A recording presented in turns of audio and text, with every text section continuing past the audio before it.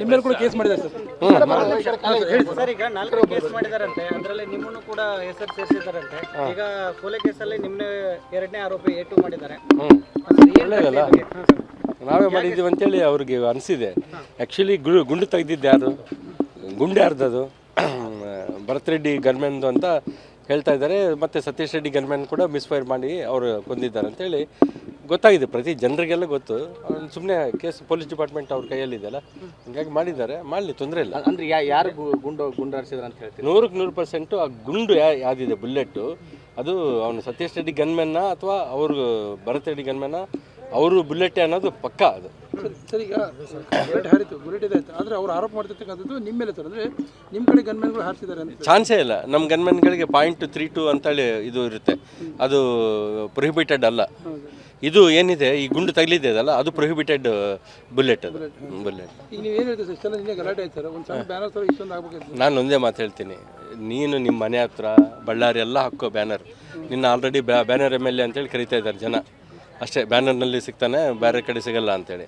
ಆಮೇಲೆ ನಮ್ಮ ಮನೆ, ತಮ್ಮನ ಮನೆ ಹತ್ರ ಬಂದು ಅದು ಫೆನ್ಸಿಂಗ್ ದಾಟಿ ಆ ಕಡೆ, ಅಂದರೆ ನಮ್ಮ ಬಾರ್ಡ್ರ್ ದಾಟಿ ನೀನು ಬಂದು ಬ್ಯಾನರ್ ಹಾಕ್ತೀಯ ಅಂತಂದರೆ ನಮ್ಗೆ ಹೆಂಗಾಗುತ್ತೆ ಅದು? ಬೇಡ, ನೀವು ರೋಡ್ ಕಡೆ ಹಾಕ್ಕೊಡ್ರಪ್ಪ, ನಮಗೇನು ತೊಂದರೆ ಇಲ್ಲ ಅಂತ ಹೇಳಿದ್ದೀವಿ. ಆದರೂ ಕೂಡ ಬೇಕಂತೇಳಿ ಅವನು ಸತೀಶ್ ರೆಡ್ಡಿ ಬಂದು ಚೇರಲ್ಲಿ ಕುಂತು 10 ಮಂದಿ 20 ಮಂದಿನ ಕರ್ಕೊಂಬಂದು ನಾನು ಬ್ಯಾನರ್ ಹಾಕ್ಸ್ತೀನಿ ಅಂತೇಳಿ 4 ಹಾಕ್ಸಿದ್ರೆ, ಒಂದೋಗಿ 4 ಹಾಕ್ಸಿದ್ರೆ ಮತ್ತೆ ನಮ್ಮವರು ತೆಗಿತಾರೆ, ಹುಡುಗರು ಬಿಡಲ್ಲ, ತೆಗೆದ್ರು. ಹಂಗಾಗಿ ನೂಗ್ಲಾಗಿದೆ ಎಲ್ಲ, ಕಲ್ಲಿದ್ದಾಗ ನನಗೆ ಕೂಡ ಕಲ್ಲು ಬೇಟ್ ಬಿದ್ದಿದೆ ಇಲ್ಲಿ ಹಿಂದೆ.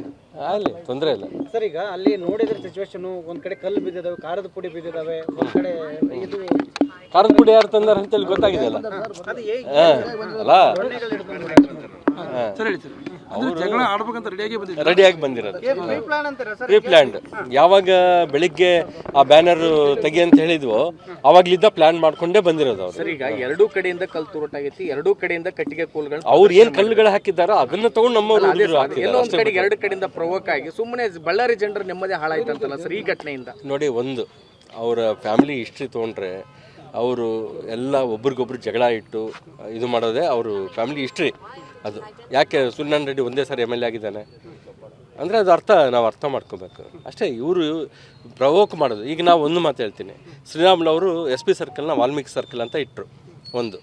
ಆಮೇಲೆ ವಾಲ್ಮೀಕಿ ಸ್ಟ್ಯಾಚ್ಯೂನ ಯಾರಿಗೂ ಡಿಸ್ಟರ್ಬ್ ಆಗಲಾರ್ದಂಗೆ ಬಿಲ್ಡಿಂಗ್ ಪಕ್ಕದಲ್ಲೇ ಇಟ್ಕೊಂಡು ಯಾವಾಗಲೂ ನಾವು ಪೂಜೆ ಮಾಡ್ಕೊತ ಬರ್ತಾಯಿದ್ದೀವಿ. ವಾಲ್ಮೀಕಿ ಭವನ್ ಅಂಥೇಳಿ 8 ಕೋಟಿ ಖರ್ಚಲ್ಲಿ ಅದು ಕಟ್ಟಿದ್ದಾರೆ, ಹೌದಾ? ನಾನು ಮೇಯರ್ ಇದ್ದಾಗ 4 ಕೋಟಿ, ನಾನು ಕಾರ್ಪೊರೇಷನಿಂದ, ಅವರು ಗೌರ್ಮೆಂಟಿಂದ 4 ಕೋಟಿ, ಈಗ ಮತ್ತೆ ಒಂದು 2 ಕೋಟಿ ಖರ್ಚು ಮಾಡಿ AC ಮಾಡಿ ಅದನ್ನು ಅಲ್ಲಿ ಒಂದು 20 ಅಡಿ ವಾಲ್ಮೀಕಿ ಸ್ಟ್ಯಾಚ್ಯೂ ನಾವು ಇಟ್ಟಿದ್ದೀವಿ.